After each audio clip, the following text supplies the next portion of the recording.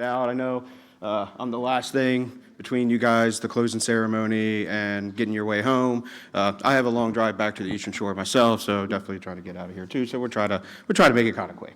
My name is Jason Wright, and I'd like to premise the beginning of my talks with kind of why I make some of these presentations. So I made Purple Teaming 301, Free Attack Simulation and Control, Alarm and Control Validation. I know it's really long, not the most catchy title, but being on the Eastern Shore, there's a severe talent shortage over there, among other things. And I tried to find a way to kind of bring something free to Secure Delaware every year, and that's where this talk kind of came from.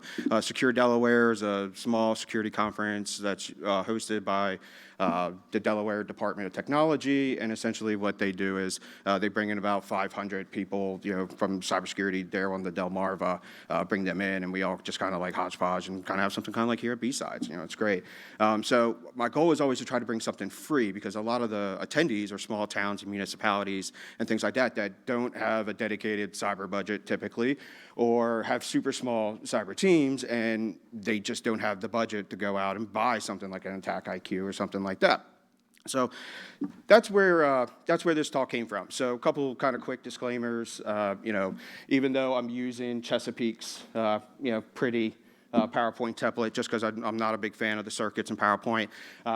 So I use their stuff. This is not necessarily a reflection of Chesapeake. This is not a reflection of my primary employer, Convera, or anything like that, okay? So first thing I want to start off is with the why. Why are we here today? So out of show of hands out there, anybody currently leveraging a MSSP as like a SOC as a service or anything kind of like that? Yeah, kind of. Okay, so everybody else has like an in-house SOC? In-house SOC, or doing their own detection response in-house? Okay. I try to offboard as much of that as I can, but sometimes you definitely want to see whether or not an MSSP that you're leveraging is properly monitoring your environment. I don't think I'd be the only one in the room that might say, hey, had a pen test done for an audit purpose or something like that, and your EDR or something, or your SIM never goes off once, right? So sometimes it's just about gaining that extra visibility. It's also a more cost-effective way of validating security tools and controls outside of your traditional yearly pen test, right?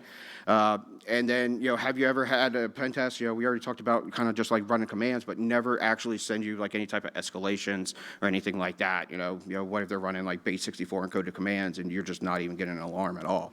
And then, of course, have you ever just wanted to mature your detection and response program internally, right, through exercises without needing to hire a dedicated red team? For a lot of the companies on the Eastern Shore, they can't afford a dedicated red teamer. So it's better to invest into the current blue team that we already have in-house that's running some of this versus maybe going out and finding more talent. So a little bit about me. My name's Jason Wright. Grew up in Glen Burnie, so I'm familiar with the area and stuff like that, but moved to the Eastern Shore.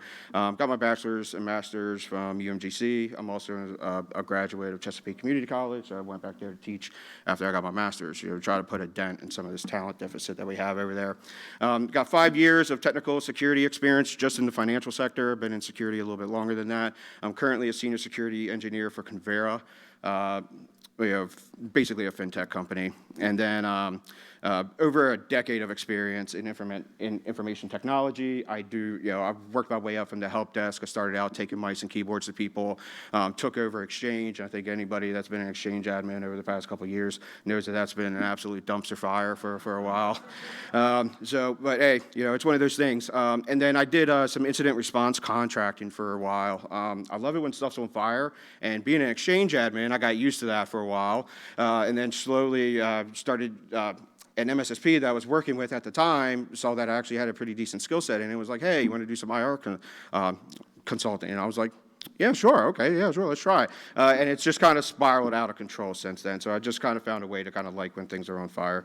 I got the alphabet soup that everybody else got in terms of certifications and stuff like that too, okay?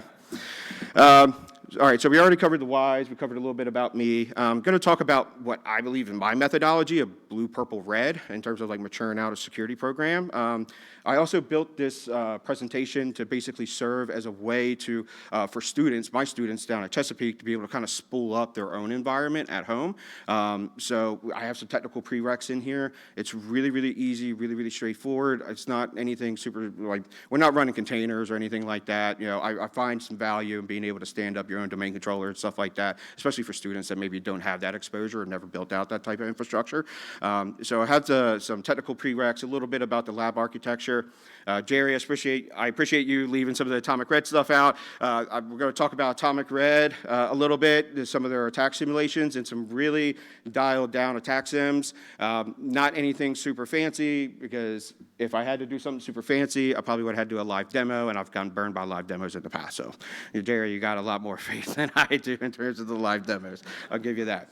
Okay, so we're going to cover a couple of the easy ones, and then just kind of wrap up with kind of how to improve, and then leave some time for questions at the end, I hope.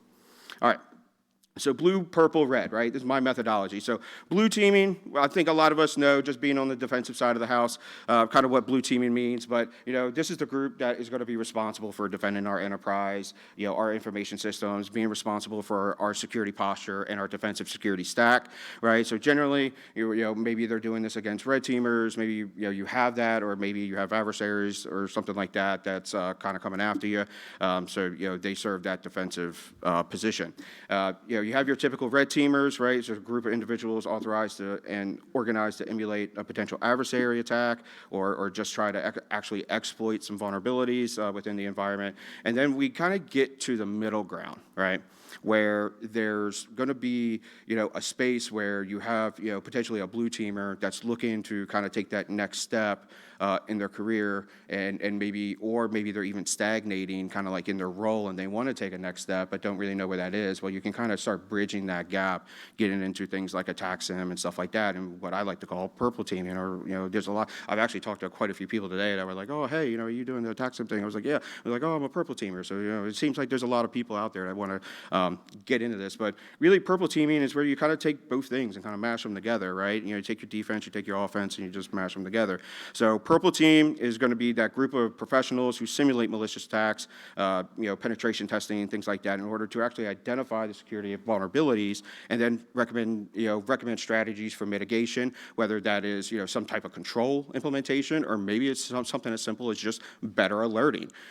Jerry talked about it with Sysmon, right? Just having better alerting, having better context of logs. The Trimark guys, they have done a great job about just kind of showing what Microsoft doesn't do great out of the box in terms of logging. ADCS is a treasure trove of logs and just not enabled by default, right?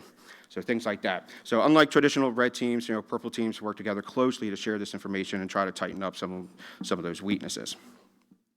So our blue team people, right, so they set up our defenses, create alarms, create those monitors. This can be an MSSP, this can be a SOC as a service, can be an internal SOC. This can also be our security engineering or our security operations teams. Typically, these things are in-house and affordable. This is how a lot of people kind of get their start in the cybersecurity space, is joining on as a blue teamer, okay? Red team, right, typically attacking defenses, finding holes, doing threat modeling and things like that. Typically, these are going to be our offensive engineers, our penetration testers, and things like that. But generally, that skill set comes with a price tag. It can be expensive, and generally, we use contractors or vendors to perform those tests. We have a lot of great ones here that do that type of work, right? So we typically offload that versus having somebody dedicated on staff just to do that 24/7, because we need our team to be able to do other things. So this is where purple teaming comes in. So generally, this is somebody that has interest or knowledge between both sides of the field and wants to bring everything together. It can be affordable, such as promoting somebody on your blue team up a role. And generally, it might be a blue teamer that wants to explore the offensive side of the house, improve defenses through continuous attack simulation, versus just doing something like a pen test that is just one of those point-in-time tests, where you have a point-in-time test, you fix everything, then you just sit there and you're kind of stuck in a law until your next pen test, where this you can perform regularly, right? You can work on things and then check for things like config drift and stuff like that.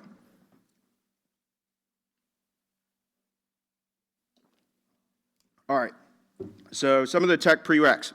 Everything in here is free. I assure you, it is all free. I built this all free. All you need is a workstation, VirtualBox, some type of hypervisor software, or something like that. We're going to leverage Atomic Red.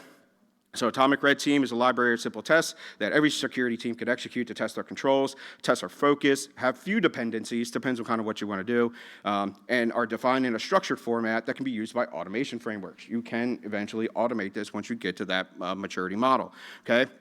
We're also going to use Splunk Enterprise SIM Free Edition, right? You can get this for free. You can usually run it for about 90 days before a sales rep is going to reach out to you and start yelling at you for something.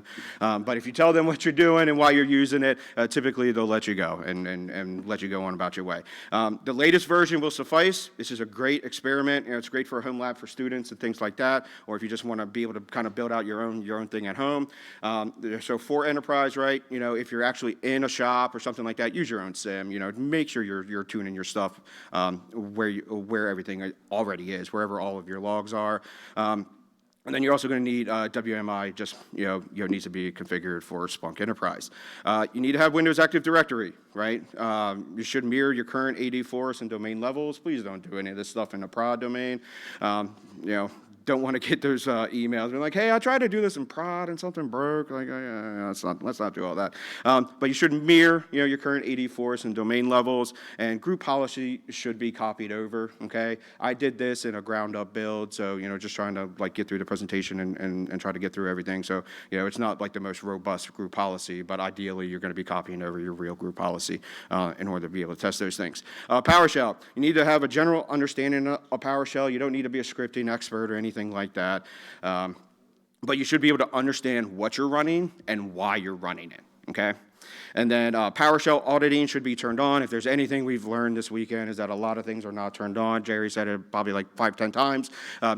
Turn on script level logging and script block logging and things like that. We need to be able to have those logs, especially being on the defensive side of the house. So PowerShell auditing should be turned on for the domain, include module and block level logging.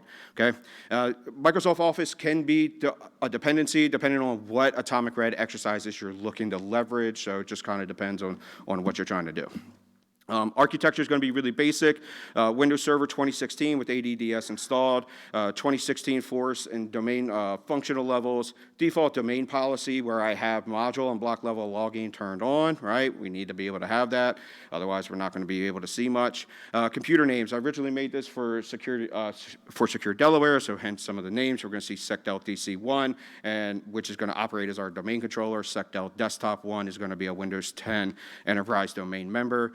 Going to have Windows 10 RSAT tools on the desktop machine, and then both machines have Splunk Enterprise with forwarding enabled from SecDel Desktop 1 to SecDel DC.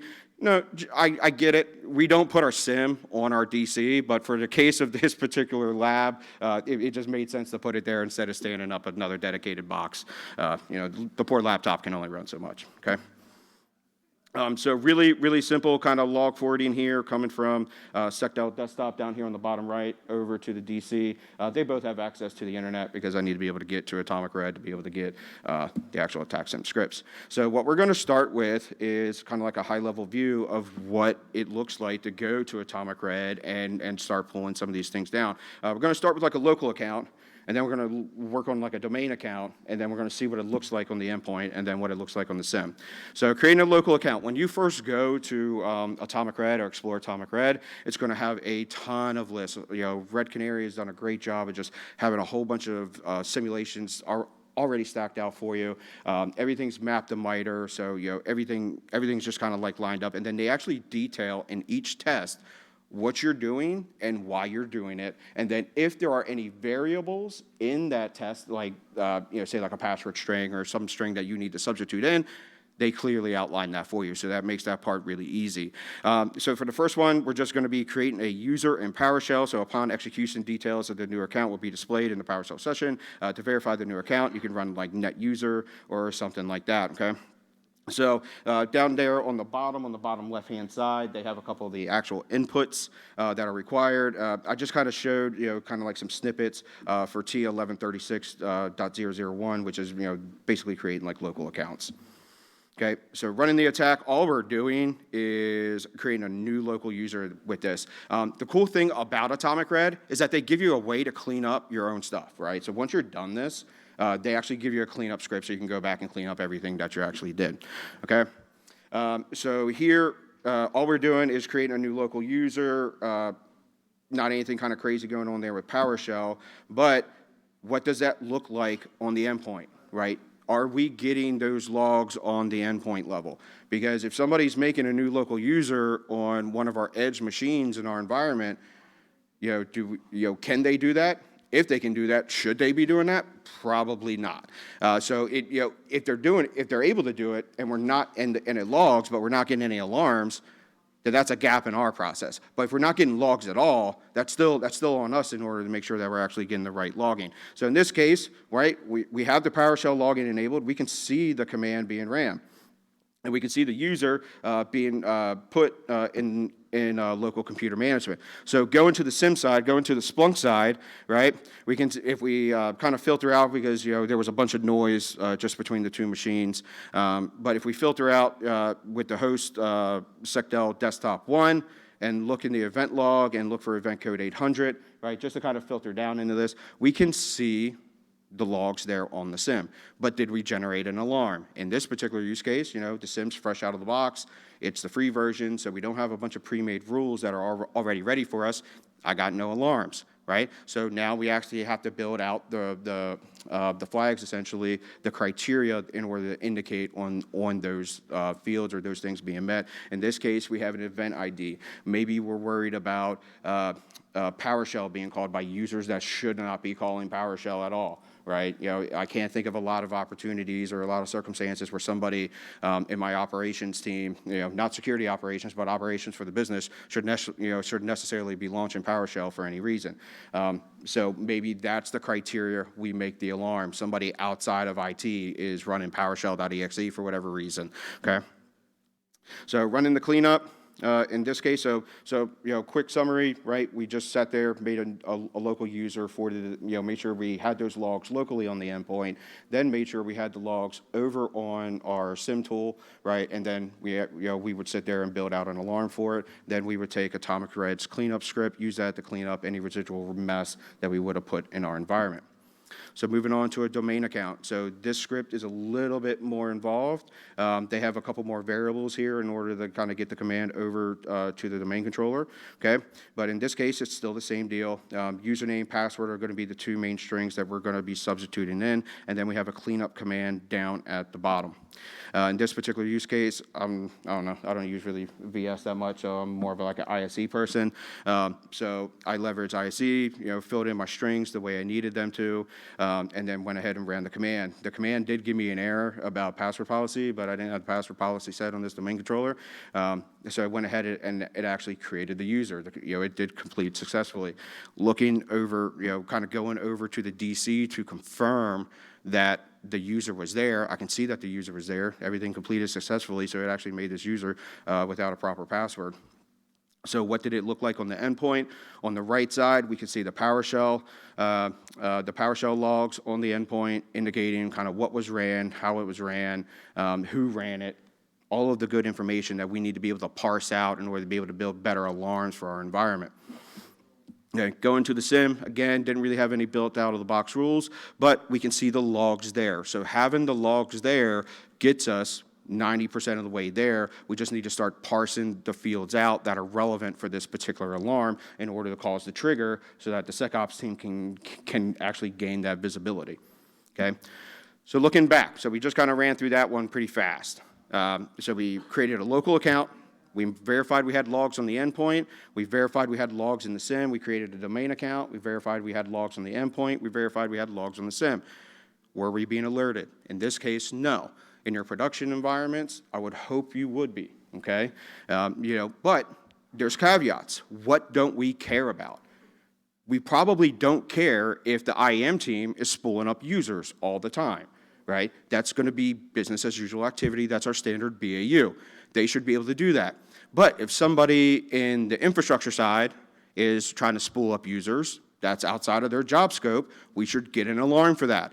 Maybe we were curious if somebody, Trimark was talking about it yesterday, people being left stagnant in global admins. Maybe we're worried about people jumping in and out of domain admins, enterprise admins, schema admins, right? We can create alarms across the environment, to drop, if somebody drops anybody into these groups, right? We can set alarms for that so we have that visibility. So really, do we care about the IAM team probably sitting there making users that much?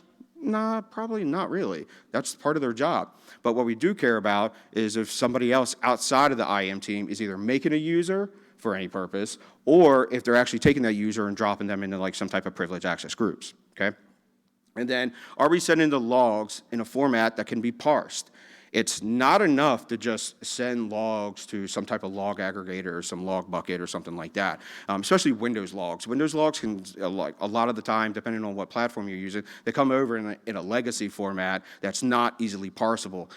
So for some vendors out there, there's a lot of, I'm not going to throw out any names, but you can do like JSON format and stuff like that in order to be able to try to get better parsing for your logs, to be able to, alert on more nuanced aspects of the context of the alert versus, or the log versus something that's kind of generic out of the box, okay? All right, so TAC-SIM 2, we're going to talk about Atomic T1055.012, it's process hollowing. So, right, when we talk about process injection, we talk about injecting a code into a running process. When we talk about process hollowing, we're saying that the process hollowing is commonly referred to or performed by creating a process that is in a suspended state, unmapping it in memory, and then which then can be replaced by some other malicious binary, okay, or something else, or even a law bin if you want to, okay. So in this particular use case, Atomic Red is going to point you to their GitHub. They have a GitHub for a lot of this, especially for like the automation side of Atomic. So in this particular use case, this particular SIM is going to use PowerShell to hollow out notepad.exe so that we can actually run PowerShell through that process. So that's the goal with the SIM or with this attack simulation. So this test uses PowerShell to create a hollow from PE on a disk with Explorer as the parent. In this case, I substituted in notepad.exe instead of Explorer. Okay, a couple of strings set as variables that they want you to use. Just basically binary paths and stuff like that. So you plug them into the script and it does its thing. Running the attack here, I just did it here in ISC again. So ran the call in ISC, filled in the variables, and then sure enough, I had a hollowed out session that ended up popping up on the right. It's kind of probably hard to see, but then, it's running the notepad icon up there at the top. And so that's our hollowed out session that we can use for, any type of nefarious actions, running other commands, doing recon, stuff like that. So we have logging on the endpoint, right? We can see that on the endpoint, you can see me run PowerShell via ISE. But this is not the end all be all. At this point, right, we would have hope that our EDR, MDR, XDR, all the DRs out there, right, we would hope that we have that, that this is being blocked by that. Okay, now, same question still arises. Do we have the logging on the endpoint? Does the EDR see it? If the EDR sees it, are we taking the logging from the EDR and the alerts being generated by the EDR, and are we forwarding them over to our SIM or to some type of incident manager in order to be able to kind of catalog those events and start building out attack trees and things like that? It's not enough to just kind of have the EDR be like, oh, hey, I blocked it, and then that's it. What did it block? Why did it block it? Why is that person even trying to do that thing, right? So it leads us kind of down that road of, do we have the right processes and things in place? Again, maturing this out. So this is what it looked like on the SIM. So on the SIM perspective, right, it's not necessarily going to see the actual event log kind of pulling this out unless we had something like Sysmon, like Jerry was saying prior, Sysmon to be able to actually correlate those events too. So in this case, we don't have that process visibility. That's what Sysmon would be for. But there's a ton of other EDR products out there. Just checking time. There's a lot of other EDR products out there that kind of perform that function for us, right? So we need to make sure we have it there in the EDR. So again, do we have proper logging on the endpoint? Yes, no. Do we have proper logging on the SIM? Is it making its way from the endpoint up to the SIM? Right? Do we have that visibility? Can we parse it? Is it coming over in a format that we can parse? Are we being alerted by the EDR for this particular exercise? Okay. What don't we care about? Well, making a generic parser for PowerShell.exe or any type of like star.ps1, that's probably going to create a ton of noise for the SecOps team. Okay. We probably don't care that someone on the infrastructure team is running some type of PowerShell command. It's probably part of their day-to-day activities, okay? But maybe we care if somebody outside of the infrastructure team is running PowerShell like we said before. So maybe we scope our bypass out to that group. We scope our bypass to the infrastructure team, but make sure we still get alerted if somebody else in the environment tries to execute the same thing. Okay, so it's important to kind of understand what you do care about and what you don't care about from an alerting perspective, because being a SecOps member in the field, I know what alert fatigue is, I know what it feels like, and I know what it feels like to actually drown in alerts, especially when an event's going down, okay? Again, are we sending the logs in a format that can be parsed? It's not enough to just be able to sit there and say, hey, the logs are making it over to the SIM for whatever reason. We need to make sure that we can actually pull stuff out of the logs and do something with it, okay, be able to pivot off of that. And then should we be forwarding logs from the EDR to the SIM, alerts, and otherwise? Typically, yes. Right, I hate to use buzzwords and the single pane of glass and everything else, right? But as a SecOps member, I know what it's like to have to sit there and try to correlate events across 5 different product lines because we don't have that kind of centralized place to be able to go through and triage events and pull everything in, whether it's for compatibility issues or whatever the case may be. All right, so this is another one where the EDR is going to kind of come in place. There was a good talk yesterday where they talked about kind of like dumping credentials from LSAS and things like that. In this case, right, we're just going to keep this super mundane and scope it out to the actual registry and the password stores there within the registry. So there are various cache locations for credentials in the registry, typically in the SAM Hive or the security account manager, right? So adversaries may search for common password storage locations to obtain user credentials. Passwords are stored in several places on the system, depending on the operating system or application holding the credentials. There are also specific applications that store passwords to make it easier for users to manage and maintain, right? Kind of thinking like password managers and stuff like that. If you got users storing passwords in Chrome or something like that, you can dump that too, right? So once credentials are obtained, they can be used to perform lateral movement and access restricted information. That's what we want to prevent. So in this particular use case, right, super easy. All we're trying to do is dump the registry, save it off to the side, and we're looking for HCAL or the H key for local machine, right? We're looking for the SAM, system, and security hives, okay? So those are the 3 that we're looking to dump. Really simple commands in Atomic Red, right? You can run these via command line, and you can see it. All processes are kind of completing successfully over there on the right, so I know that it got dumped. And in the quick snip down on the bottom in that temp folder, we can see the actual exports from running those commands. Now, cleanup for this particular use case is just going to go back and delete those files. I don't think we really need to get into that part. So what does logging look like on the endpoint? Command line's one of those things that Microsoft screwed up again and was like, hey, it's not that important to log it. But you can do a lot of dumb stuff with the command line. You can call PowerShell and everything else, and it'll run a PS1, stuff like that. So it's important to be able to make sure you have some type of command line level auditing also going on, because that's something else that they don't, enable by default, okay? So that was the particular use case here. Also need to audit process creation, There's a lot of docs out there by Microsoft that provide, kind of guidelines for default logging and stuff like that.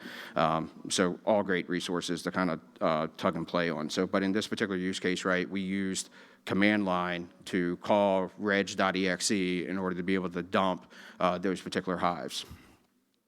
So what does the logging look like on the SIM? essentially, the same as what we see down there on the endpoint. But again, this allows us to take that information out and be able to parse it. So maybe we don't care if somebody from infrastructure is, running like ping and stuff like that from command line, right? We don't want to be alerted to somebody just trying to check general connectivity, but maybe we want to be alerted if somebody outside of the IT team or the infrastructure team, whatever case may be, is attempting to do the same activity, right? They probably shouldn't be running ping for, whatever reason, unless maybe somebody's kind of over the shoulder, maybe troubleshooting with them or something like that. But we can, again, use the noise that Atomic Red creates for us to be able to kind of go into our SIM or whatever our alerting tool is and be able to grab that data, be able to parse for it, and create better alerting for our environment. All right?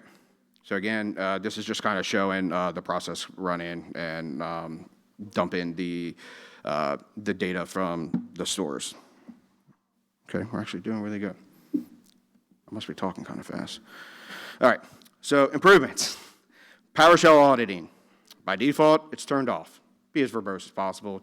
It can get noisy, especially depending on what you got in certain environments, but try to be as verbose as possible. Script block logging. Right? Again, if we learned anything from the TriMark guys and some of their presentations, is that all of this logging is turned off by default. Script block logging is also turned off by default. If you don't know you have it on, you probably don't have it on. So maybe go back and go check. Command prompt logging. Guess what? It's also not turned on. Just one of those things. So we got to make sure we have those things on. Make sure we're logging all the things. Right? Know what your crown jewels are. And be able to narrow them down. But make sure you're logging your domain controllers. Make sure you're logging the edge of your network and your endpoints. Make sure you have some type of central logging utility. Have somewhere centralized that you're sending all the logs back to, so that you just have one place to go to be able to find all the things that you need. Okay, and then if there's any environment I've ever been in, 9 times out of 10, they don't have the level of web application logging that they say that they have. So having some of those app level logs or some of those IIS logs can help reveal a lot more information and give you a lot more context in terms of what's going on inside some of those applications. For those of you that are using a SOC as a service or some type of managed EDR function or an MSSP, right? Their job is to protect you, right? Run simulations regularly and test for their alerting capacity, right? Make sure that they're providing the service to you and your organization that they're supposed to be providing, okay? If they don't alarm, work with them to build better parsers to prove not only the alerts for your environment, but for their other customers as well. I actually worked with one MSSP at a prior organization. They didn't have this level of detailed alerting going on. We just didn't see it. It was kind of upset with them. But worked with them in order to be able to build better parsers. And what did they do? They actually made that a premium offering and actually started charging their other customers to have a premium parser built out. So they kind of spread that out. I think it should have been part of their baseline package, but hey, I digress. Okay. Automate testing. So one of the big things you can do with this, we can go through Atomic Red, we can go through the site, we can start cherry picking things. That takes time, right? It takes time. It's a little bit, it can definitely get tedious. You can absolutely automate Atomic Red out. So you can mature it out further by automating this and tracking the results to resolutions. There's a couple different ways of doing this. What